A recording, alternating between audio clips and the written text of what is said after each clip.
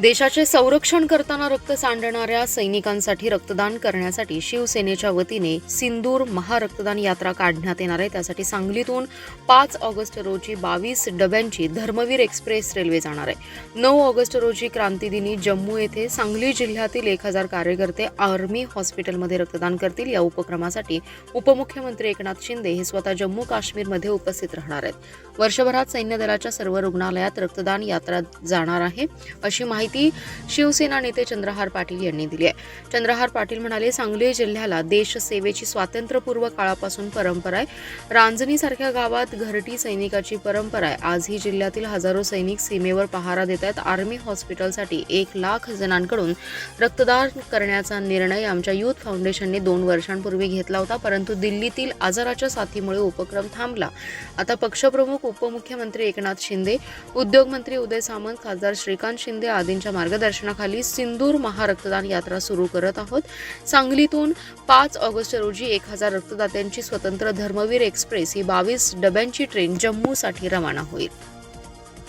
खरं तर देश स्वतंत्र झाल्यापासून जो उपक्रम आज शिवसेना पक्षाच्या वतीनं आम्ही जो करत आहोत, आदरणीय पक्षप्रमुख एकनाथजी शिंदे साहेब, आदरणीय खासदार डॉक्टर श्रीकांतदादा शिंदे, त्याचप्रमाणे आपल्या राज्याचे उद्योगमंत्री उदयजी सामंत साहेब यांच्या नेतृत्वाखाली त्यांच्या सहकार्याने खरं तर गेल्या वर्षी पण हा उपक्रम करण्याचा आपण प्रयत्न केलेला होता, आपल्या सर्वांना माहिती आहे, जय हिंद महारक्तदान यात्रेच्या माध्यमातून।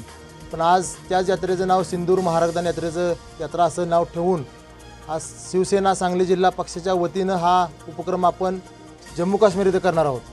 खरं तर देश स्वतंत्र झाल्यापासून अशा पद्धतीचा एवढा मोठ्या प्रमाणातला उपक्रम हा सांगली जिल्हा हा पहिल्यांदा करतो आहे।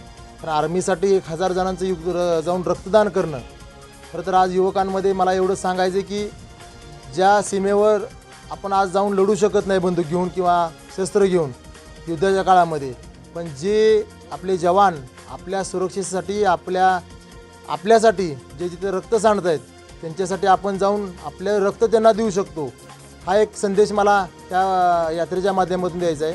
आणि युवकांमध्ये देशप्रेम देशभावना आहेच, पण ती अजून जास्त प्रमाणात जागी झाली पाहिजे, हा खरं तर ह्या यात्रेमागचा उद्देश आहे। येणाऱ्या 5 तारखेला 5 ऑगस्ट रोजी सांगली जिल्ह्यातील 1000 युवक जम्मू काश्मीर येथे जाऊन जम्मू आर्मी कमांड हॉस्पिटल, त्याचप्रमाणे तिथे शेजारी असणाऱ्या उधमपूर आर्मी कमांड हॉस्पिटलमध्ये रक्तदान करणार। आणि ह्या सिंदूर महारक्तदान यात्रेची सुरुवात जम्मू काश्मीरमधून होणार। त्यानंतर येणाऱ्या काळामध्ये विशाखापट्टणमला असेल, तिथं नेव्हीचं अतिशय मोठ्या प्रमाणात हॉस्पिटल तिथं आहे। त्याचप्रमाणे कोची केरळला एअरफोर्स हॉस्पिटल आहे।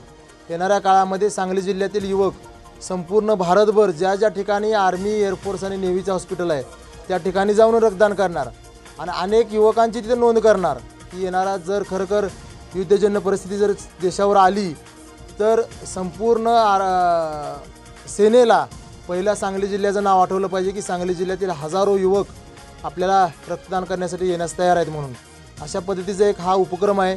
तो 5 तारखेला इथून ट्रेन धर्मवीर एक्सप्रेसच्या नावाने ती ट्रेन धावणार आहे 22 डब्यांची। ती 7 तारखेला काश्मीरमध्ये पोहोचल आणि 9 तारखेला क्रांती दिवस आहे खरं तर, आणि त्याच दिवशी रक्षाबंधन आहे। त्या पवित्र दिवशी त्या दिवशी आपल्या इथले 1000 युवक तर रक्तदान करणार आहेत।